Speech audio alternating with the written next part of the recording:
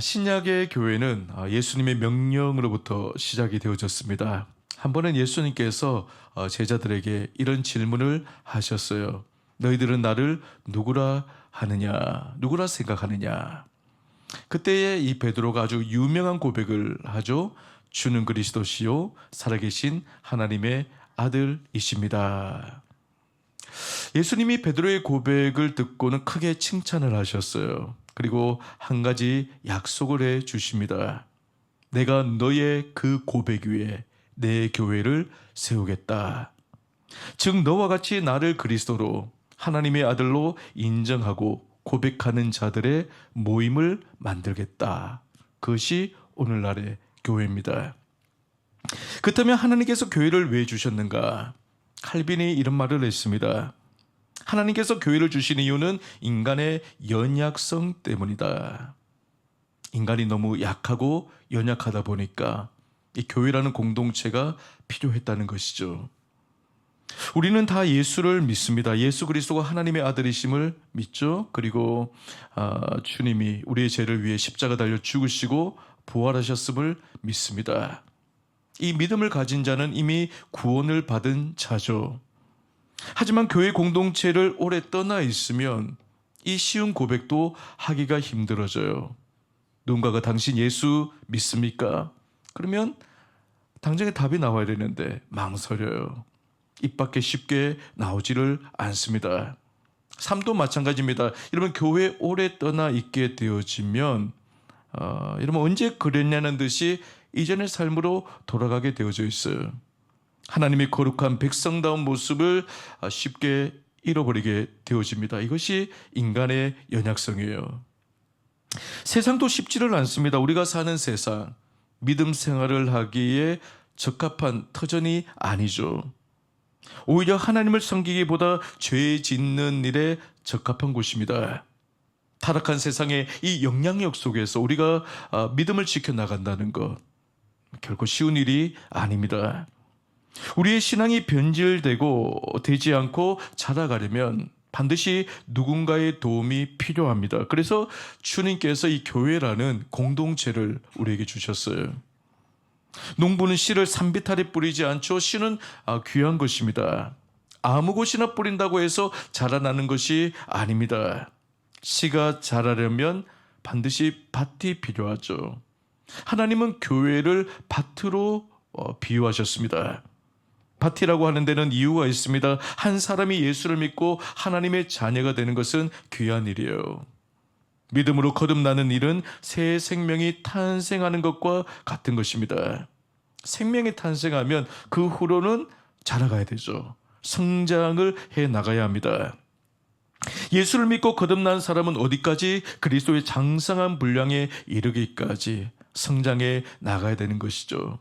그리스도의 모습을 온전히 드러낼 정도로 우리는 자라가야 하는 것입니다. 신앙이 자라고 성장하려면 밭이 필요하죠. 그 밭이 다름 아닌 교회라는 사실입니다.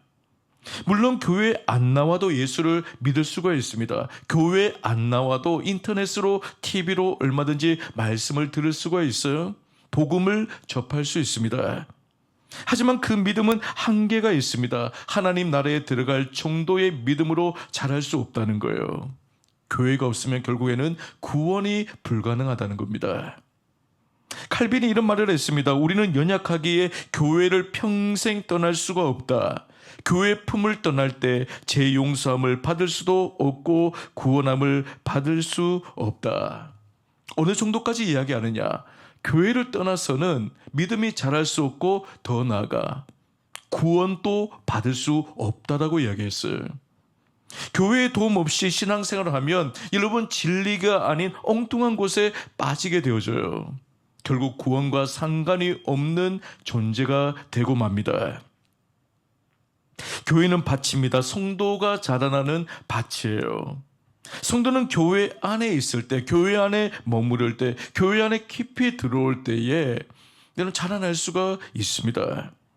그렇다면 좀 더 구체적으로 우리가 어떻게 해야지 교회 안에서 영적으로 날마다 성장을 이루며 나아갈 수가 있는가? 그리스도의 장성한 분량까지 자라날 수 있는가? 몇 가지를 한번 살펴보겠습니다. 먼저 첫째로는 성장의 욕구가 있어야 돼요. 교회에 다닌다고 저절로 신앙이 자라나는 것 아닙니다. 성장 욕구가 있어야 합니다. 이 예배에 나온 분들도 보게 되어지면 여러분 말씀을 듣는 태도가 제각각이에요. 어떤 분은 이 말씀에 대한 사모함이 있습니다. 갈급함이 있습니다. 말씀에 대한 굶주림이 있어서 어떻게든 그 한 말씀이라도 놓치지 않으려고 해요. 말씀을 받아 먹으려는 자세가 되어져 있습니다. 반면에 어떤 분들은 말씀 자체에 관심이 없어요. 빨리 말씀이 짧게 하면 할수록 좋아요. 짧게 하면 할수록. 영적 양식에 대한 욕구가 없는 것이죠.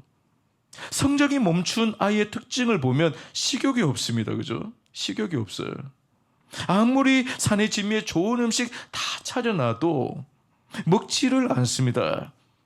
하지만 잘 자라는 성장이 급속히 이루어지는 아이들을 보면 이 먹성이 좋아요. 먹성이. 저희 이제 둘째 이 아들도 보게 되어지면 한참 이 사춘기다 보니까 늘 배가 고픈가 봐요. 방금 전에 밥을 먹었거든요. 근데 잠시 화장실 갔다 와가지고는 또 배고프대요. 먹을 거 달라 그래요. 요즘 보니까 이제 잘 먹어서 그런지 키가 제법 많이 컸습니다. 잘 자라려면 여러분 잘 먹어야 됩니다. 식욕이 왕성해야 돼요. 아기가 젖을 팔 때를 보게 되어지면 진짜 땀이 송글송글 이렇게 맺힐 정도로 힘을 다해서 그렇게 엄마의 젖을 말아먹습니다.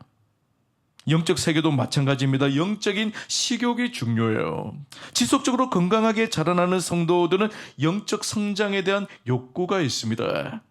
자신의 부족함을 알고 거룩한 불만족을 갖고 살아가요.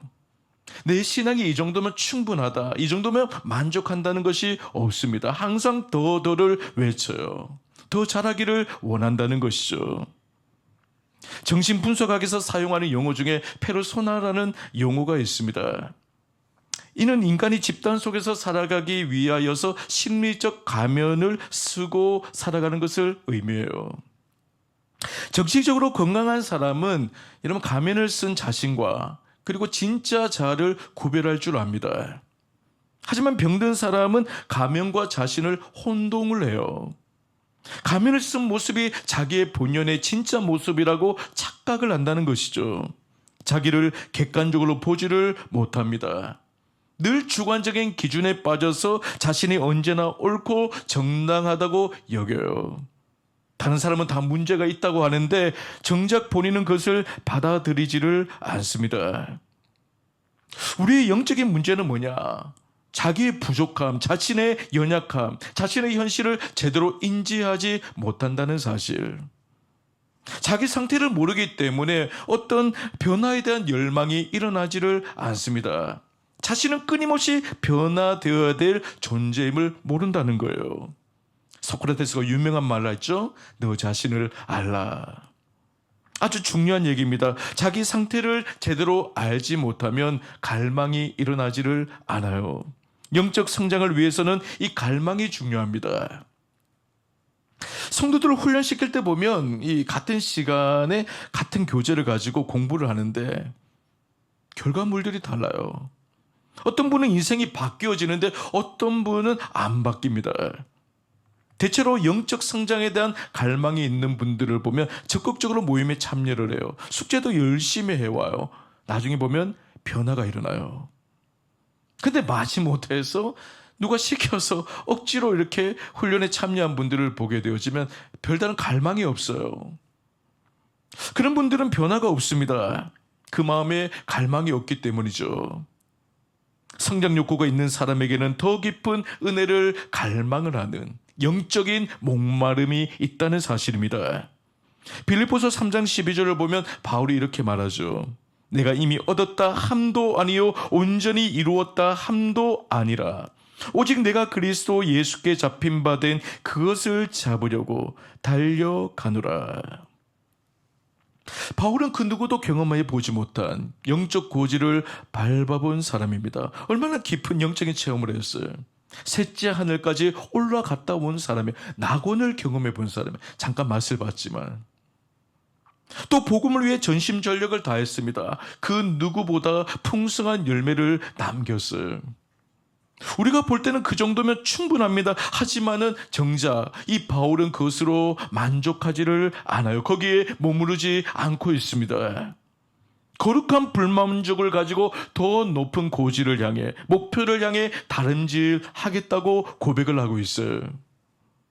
내가 아무리 과거에 은혜를 많이 받고 금식 기도를 하고 좋은 훈련을 받았어도 여러분 거기에 만족하시면 안 됩니다. 나는 아직 부족해. 나는 더 훈련되어져야 해. 더 변화가 필요해. 하는 이 겸손함이 있을 때 내 삶이 날로 날로 그리스도의 장성한 분량까지 자라날 수가 있는 것이죠. 여러분 영적 세계에는 끝이 없습니다. 수료라는 것이 없습니다. 이 정도면 족하다는 것이 없습니다. 끊임없이 달리고 언제까지? 내 생명 다하는 날까지 달리고 또 달려야 하는 것이 영적인 세계예요.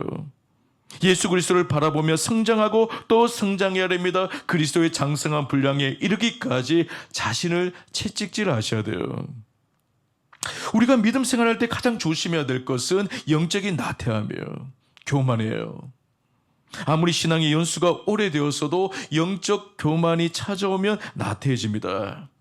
영적인 경계심을 늦추게 되어지면 성장이 멈추어요. 그러므로 언제나 여러분 자신의 연약함과 부족함을 인정하고 영적으로 자라기 위하여 끊임없이 노력하는, 최선을 다하는 믿음의 삶을 살아가는 저와 여러분 될 수 있기를 축복합니다. 다음으로 영적으로 성장하려면 훈련이 필요합니다. 11절을 보시면 그가 어떤 사람은 사도로, 어떤 사람은 선지자로, 어떤 사람은 복음 전하는 자로, 어떤 사람은 목사와 교사로 삼으셨으니, 여기 보니까 여러 많은 직분들이 나오고 있어요. 사도도 나오고 선지자, 복음 전하는 자, 목사와 교사가 나옵니다. 이 직분들의 공통점은 말씀 사역이에요. 여기서 오늘날 남아있는 직분은 복음 전하는 자와 목사, 교사입니다. 목사가 해야 될 가장 중요한 사역은 말씀 사역이에요. 교회의 본질적인 사역이죠. 말씀을 전할 때 회심의 사건이 일어납니다. 회심한 성도를 성장시키고 하나님의 일꾼 되게 만드는 것도 결국에는 말씀 사역이에요. 그래서 목사와 성도의 관계가 중요합니다. 성도는 교회를 다니면서 목회자와 어떤 관계를 맺느냐가 중요해요. 목사가 말씀의 통로 역할을 하고 있기 때문입니다. 그래서 목사와 관계가 틀어지면 이 말씀이 들어오지를 않는 것이, 귀를 닫아버려요. 그러면 영적으로 메마르게 되어지고 신앙에서 멀어지게 되어집니다. 우리의 신앙이 꾸준히 자라려면 목회자와 좋은 관계 맺으셔야 됩니다. 관계의 문이 열릴 때 그 말씀이 내 영혼을 적시게 하고 자라게 하는 것이죠.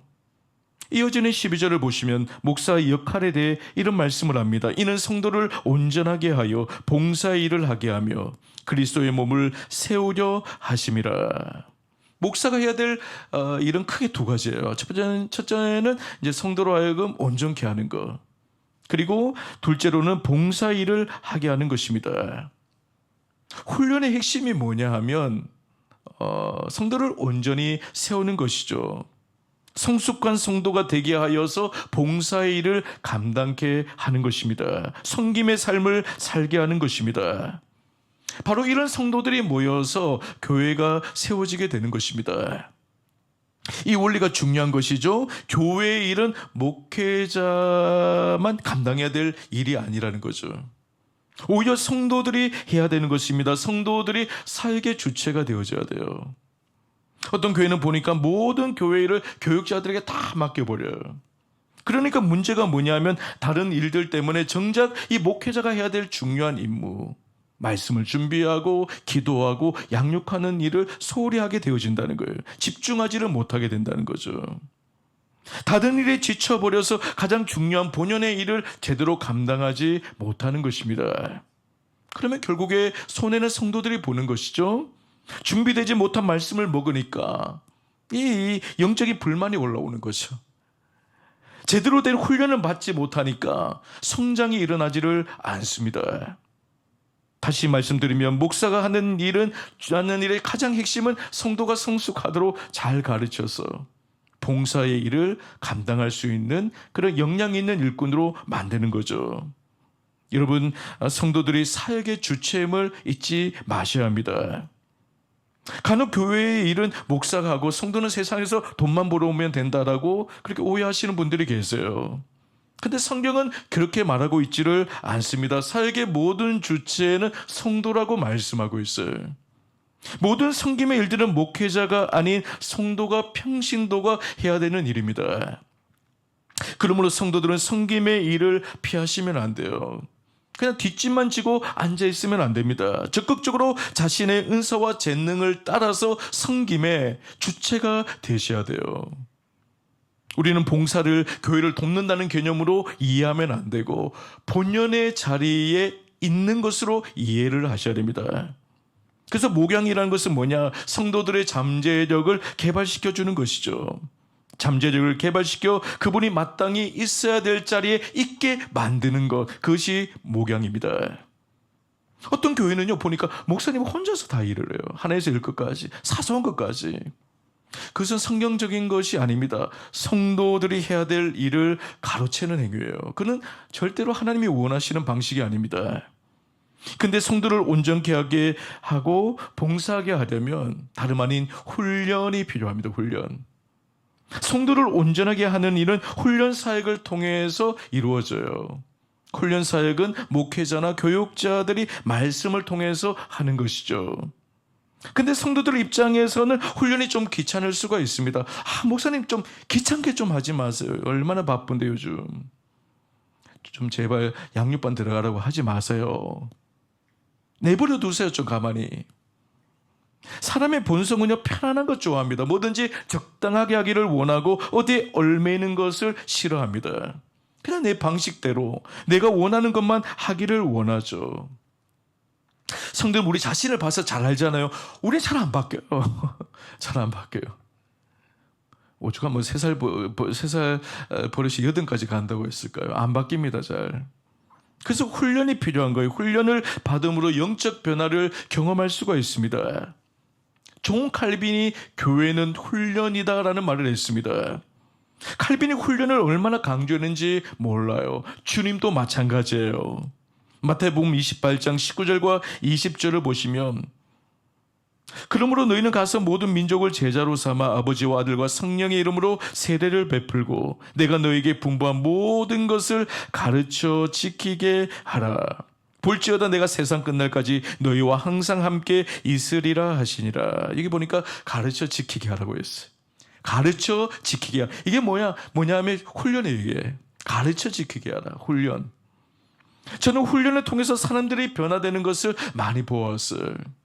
아무리 예배를 많이 드리고 신앙의 연수가 쌓여도 훈련을 안 받잖아요. 배우지를 않잖아요. 안 바뀌어요.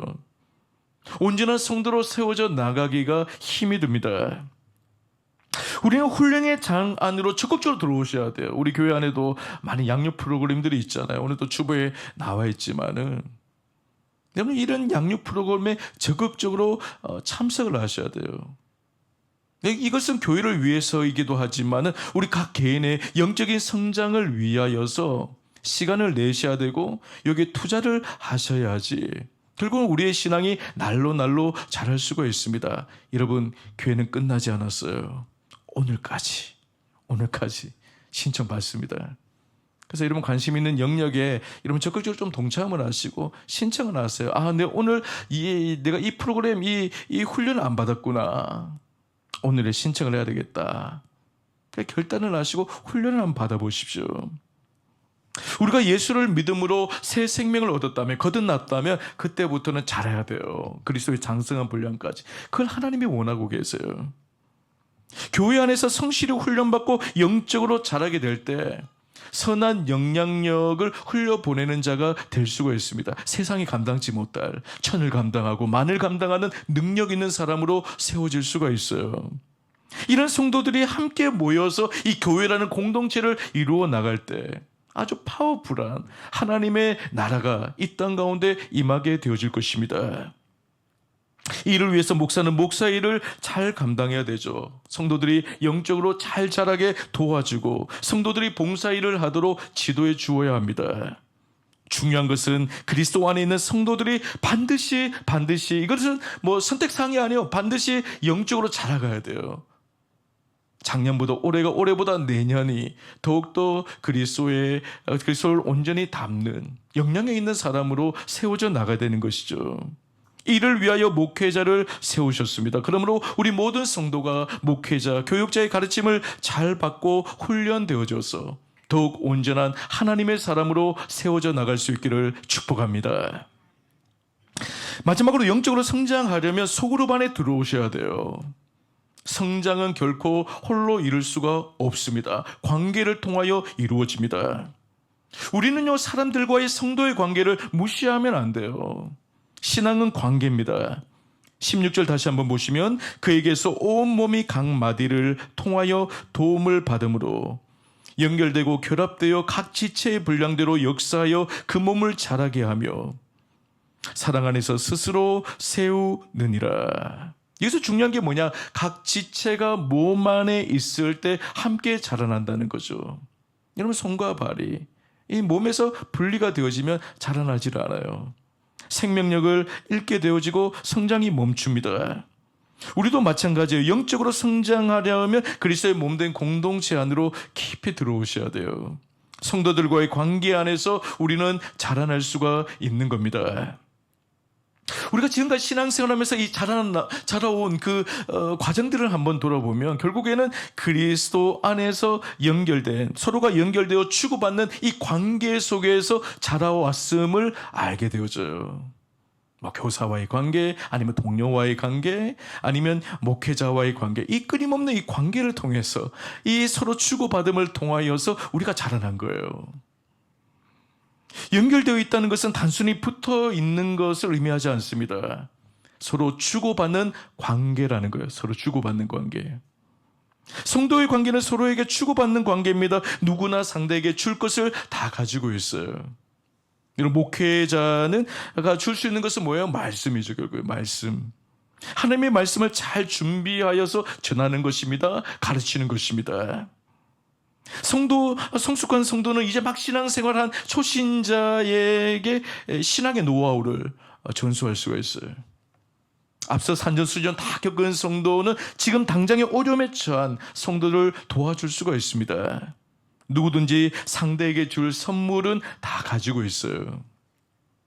그런데 우리는 관계 속에서 주기만 하는 게 아니죠. 주면서 동시에 받습니다. 우리가 믿음이 약한 성도를 가르치고 섬기면 이 상대방만 영적으로 자라나는 게 아니에요. 자신도 영적으로 성장을 합니다. 성도 주고받는 그런 유기적 관계라는 것이죠. 이것을 깊이 경험하려면 소그룹 안에 들어가셔야 돼. 우리 교회로 따지면 사랑방 안에 들어가셔야 된다. 사랑방 안에 들어가셔야 돼요. 오늘날 여러분 현대인들이 얼마나 외롭습니까? 내가 힘들 때 언제든지 내 속마음을 털어놓을 곳이 잘 없어요. 그런데 이것을 경험하기 위해서는 소그룹 안에 들어가셔야 된다. 이 사랑방 모임을 통해서 그 소수의 무리 안에서 함께 자신의 삶을 나누면서 내 속마음을 털어낼 수가 있고 상대방의 어려움도 들을 수가 있는 것이죠.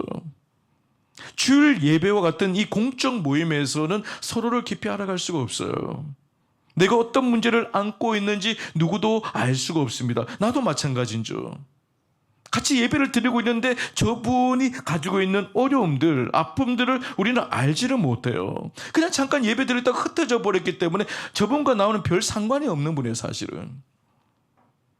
함께 모이는 공적인 예배는 수직적인 하나님과의 관계에 집중되어져 있습니다. 반면에 이 소그룹 모임은 수평적인 성도들과의 관계에 집중되어져 있어요. 그래서 여러분 이 소그룹 모임을 통해서 우리가 남이 아니구나, 믿음 안에서 한 형제요 한 자매구나 하는 것을 경험을 하게 된다는 거죠. 우리는 소그룹 안에 들어가야 교회라는 것이 무엇인지를 제대로 알 수가 있습니다. 우리는 다른 사람과 관계를 맺고 그 관계 안에서 우리의 신앙이 날로 성장할 수가 있습니다. 그 관계 안에 놀라운 비밀들이 여러분 숨겨져 있어요. 가끔요 보면 이 영적으로 정신적으로 어려움을 호소하는 분들이 있습니다. 뭐 다 그런 것은 아니지만 대체적으로 그분들이 가진 공통점은 사람을 기피한다는 거예요. 관계를 맺기를 원하지 않는다는 거예요. 교제를 잘하려고 하지를 않습니다. 이 공동체 소그룹을 외면하는 분을 보면 이 사랑방이라는 것, 이 소그룹이라는 것의 그 위력을 잘 알지를 못하는 거예요. 소그룹 안에 여러분 생명의 능력이 있고요. 소그룹 안에 치유의 역사가 있습니다.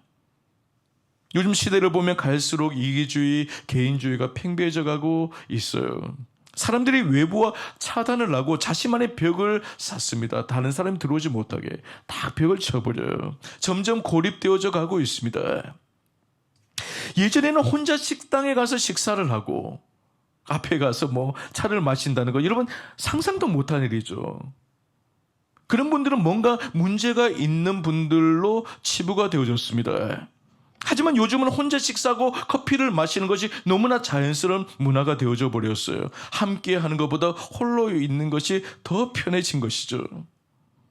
이런 환경 속에서 일어나는 문제가 뭐예요? 우울증 환자들이 늘어나고 자살률이 높아진다는 거.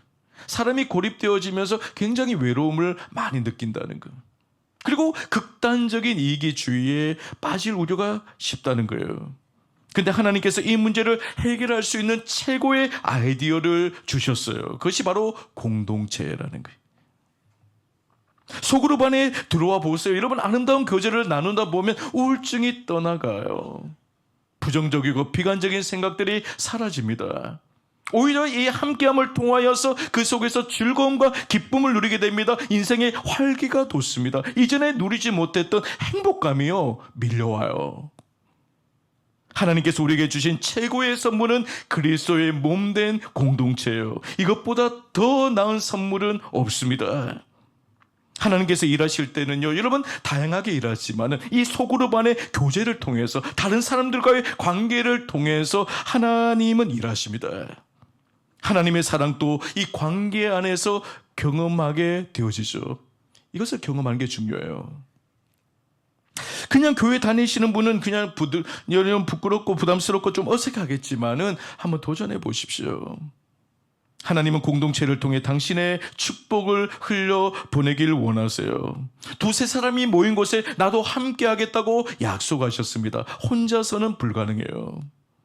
물론 관계 안에 들어가다 보면 다 불완전한 존재이기 때문에 상처를 받는 일도 있겠지만은 어떤 대가를 지불하고서라도 여러분 공동체 안을 깊이 들어오셔야 돼요. 공동체 안에서 서로가 연결되어질 때 그 안에서 주어지는 하나님의 은혜와 축복과 기쁨을 우리가 누리게 될 것입니다. 소그룹은 그리스도의 몸된 교회의 세포예요. 여러분 이 세포가 건강해야 교회 공동체가 건강해질 수가 있습니다. 소그룹 모임은 교회의 본질입니다. 교회의 건강성을 회복하는 중요한 요소입니다. 우리 각 개인으로서도 신앙이 자라느냐 멈추느냐는 여기에 달려있어요. 여기에 달려있어요. 바라기는 우리 모든 성도들이 공동체 안에 사랑방 안에 깊이 들어오셔서 서로 주고받는 이 관계 속에서 우리 모두가 함께 영적으로 성장해 나가고 그 관계를 통해 부어주시는 하나님의 은혜를 풍성히 누리며 살아가는 우리 모든 가야제일교회 성도들 되시기를 주의 이름으로 간절히 축원합니다.